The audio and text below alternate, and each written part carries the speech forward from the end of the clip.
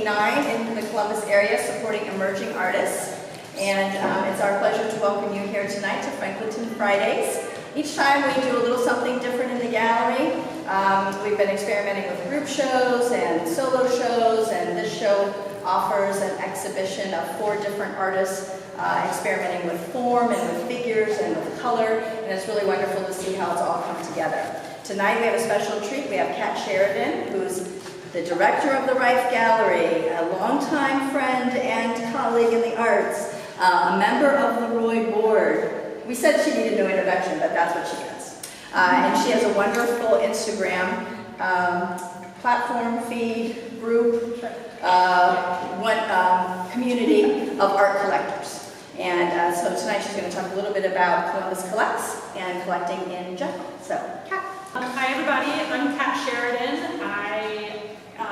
I'm going to chat with you a little bit about Columbus Collects, which is an Instagram page that actually bloomed out of a conversation through Roy. So I'm going to let it just, I took a bunch of screen caps and you can see, if you're not familiar with it, what it looks like.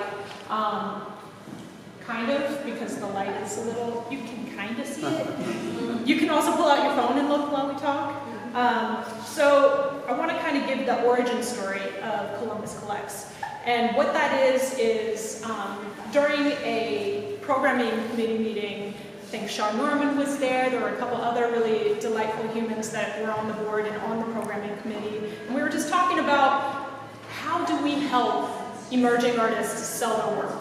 So Roy G. Biv supports emerging artists. And how best can you support emerging artists? And sometimes that's making connections to buyers or collectors. And is there something that we can do to build that community? So we talked a lot about it, and you know, the automatic knee-jerk response is, let's get a panel of people that have a lot of money, that have collected a lot of things, to tell us how to do it. And then my immediate knee-jerk reaction to that reaction was, please no, none of us are those people. They're just speaking into the void and, you know, echoing back to themselves. Let's talk to the people that are like us. Let's talk to the people that have artwork on their walls at home that make their house a home and is unique to them and makes them feel complete, right? So how do we do that? How do we build that community? We have a pretty strong community in Columbus of people that collect work, kind of on the low. You know, they go to the shows, they know the artists, they either barter for, buy, or trade. And I thought, well, I know a couple of those people, and what do I have that I can offer? And what I had was a little bit of time. I had plenty of friends, and I had a collection of work in my own home that I felt really passionate about and had some stories. People connect to stories, so I thought, okay, well, I really like Instagram. I enjoy it, it's visual, I'm a visual person. I can start a platform. I'll start talking about the work that I've collected, and then I'm going to invite some of my friends. And the hope is that that will ripple. And then from there, their friends will want to be a part of this, and so on and so forth. Can we make it bigger than Columbus? Can we do that for artists and in turn for those that are collecting? Because truly, the relationship is symbiotic. Artists benefit from folks purchasing their work, and people's lives are enriched by that work. So that was the impetus, and so I dove in head first and started by sharing some of the work that was really important to me. Directly out of college, I had colleagues in college at art school that I said, there are artists that blow my mind, and I would love to own their work, so I had to wait and I had to save some money to be able to pay for those pieces that, you know, by today's standard was super, super cheap because the work is out of this world, but how fortunate to be in that circumstance. And I have stories about it. So I tried to give myself rules as an artist. You know, you give yourself rules and then you press against them. So the rules were, okay, we need a catchy name. We got Columbus Collects, works for me. The collector will be in Columbus. Doesn't matter where the artist is, and you have to post at least 5 pieces and tell us a little bit about that work.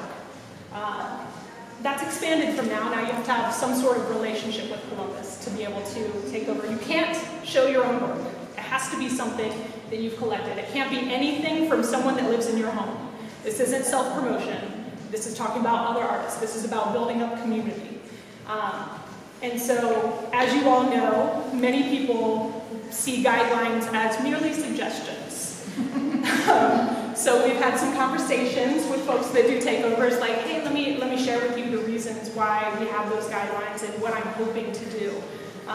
We have a couple of things that I do within the guidelines, trying to help people understand or have wayfinding. If you look in a museum, you'll see next to the work, and you'll see it here too, artist name, title, year it was made, material, sometimes dimensions. If you're in person, you don't need the dimensions because you can see them, but sometimes you also have a story about it. So I ask people to say, you know, how did you come by this work? What was it that drew you to it? Are you collecting the people, like, that sounds weird. Are you collecting that person's work? You know, give a little bit of context, a little backstory so people can feel really connected. It was really funny, my partner Lisa, I have a piece in my home that she didn't know the backstory to, and after I posted about it, she was like, we have to protect it. We need it green, we'll put it on there, no one can touch it, we should be dusting it every 2 days. It's story that makes those kind of deep relationships and kind of allows for an entry point for folks. So I've invited people to be a part of it, and they've really surprised me, not only with what they have in their homes, but the stories behind it. Whether it was, you know, I inherited this from my grandmother who was a painter, that's totally valid. Or I got this at a thrift store, also totally valid. It's just exciting to see. And I've had some really beautiful nuances sprout from this that I didn't recognize would be an effect. One is all of these artists and these pieces of work get a second look.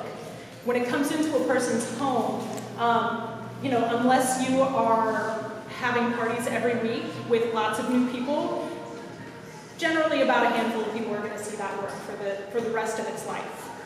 So this is a second look where thousands of people get to see it. That's aspirational. Right now it's 1,043, I think, see it. Also, it can re-motivate folks.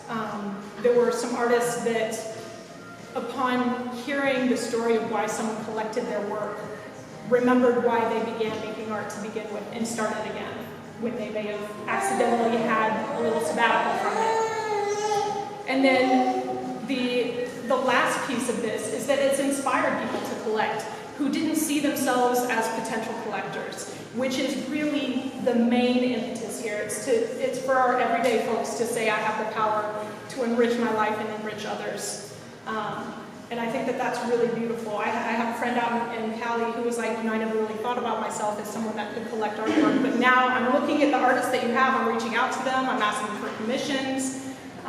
And then another really fun bit, there's a woman here that does art consulting and helps people purchase artwork, and has found at least 4 artists for folks to purchase from. So there's no money in it for me.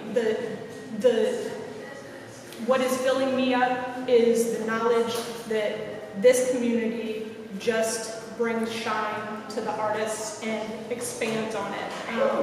Does that make sense? So yeah, I'm really excited about it, and it started with a conversation about Roy, about how do we support these emerging artists, and how can we make programming that does that. And so the hope is that it'll eventually grow into, maybe we have like a pocket show where someone can exhibit their collection and get a third look at that work, and help people to see the collector inside of himself. So this will keep on going, and you can, again, kind of see it, but you can really see it on your phones or on the computer. And we actually have some folks here that have done some takeovers. We just had a couple walk in the door. Delightful over there. If you have interest in doing a takeover, I invite people to participate. I don't have to know you for you to participate, although I probably will want to get to know you. And if you know someone that you think would dig this kind of thing, all you have to do is have 5 pieces, 5 original artworks in your home. It doesn't matter if it's original jewelry, prints, paintings, sculptures, ceramics, whatever the art form is. If it makes your house a home and you've purchased it, collected it, they can be a part of this story and grow the support of the community of artists. So I think that's all I have to say about it. But if anyone has any questions, I'd be happy to entertain them. Comments? Did you have a good time? I had a blast. So first of all, This is Mike Bush.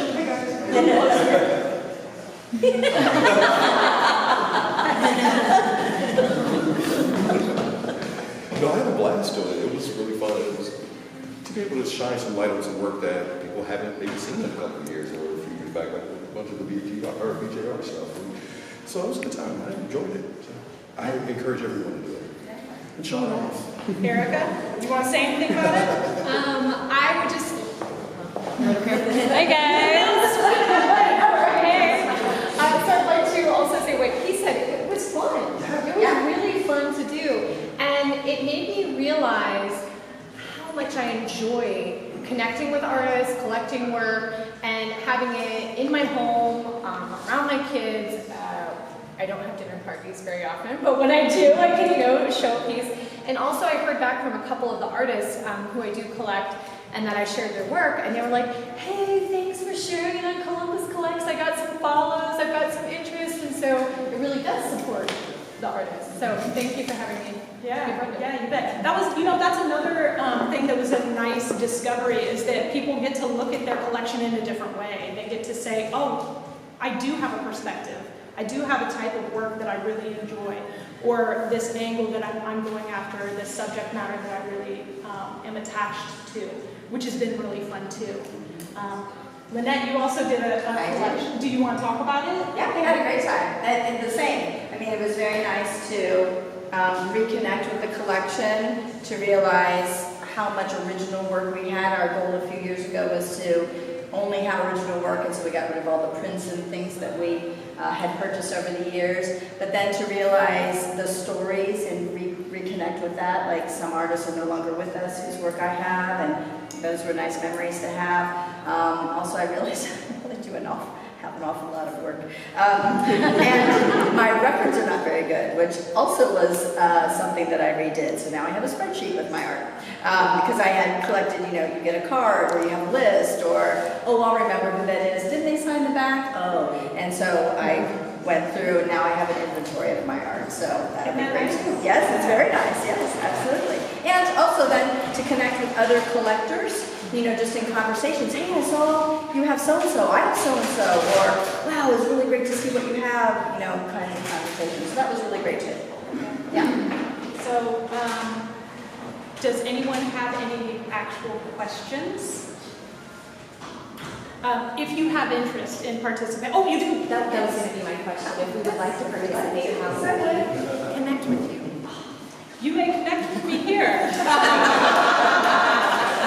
I have a handy-dandy Columbus Collects sign-up sheet. If you want more information, I'd be more than happy to send a formal invitation if you decide if it's the right thing for you to participate in. So please put your name and your email down. I'd love to have you. And then also, if you want to talk about who you collect or who you hope to collect, you can put a little sticky right on up here. So thank you so much for your time and your ears. I appreciate it, and would love to see all of you. Ooh, yes. How far? You're planning pretty far out right Yes. now. You're like The next opportunity to share, and typically people take over for a week. Sometimes they take over Monday to Friday, and it's been really fun to see them take over for a full 7 days. The next opportunity for takeover for a week is November 11th. So we're out there a little bit. that means you got 2 months to collect. That's right. Well, there's some really. Yeah. Let's talk about It's the very- real opportunity yes. here in this space. There is wonderful work that you could collect. It's And- super affordable, right? There's so much affordable stuff right Yes. now. Yep. And the taking over the feed is very easy. it comes with a list of instructions that you follow. Okay. And you follow.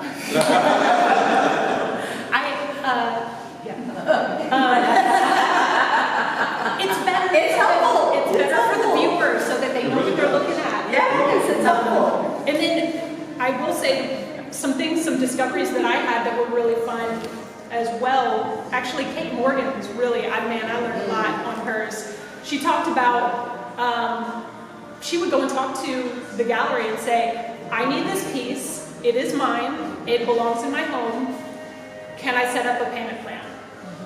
And voila, you have that opportunity. You can also often do that with artists if they're not in a gallery. You can set that up. So there are ways to do it. So just think about it that way and collect. Enjoy.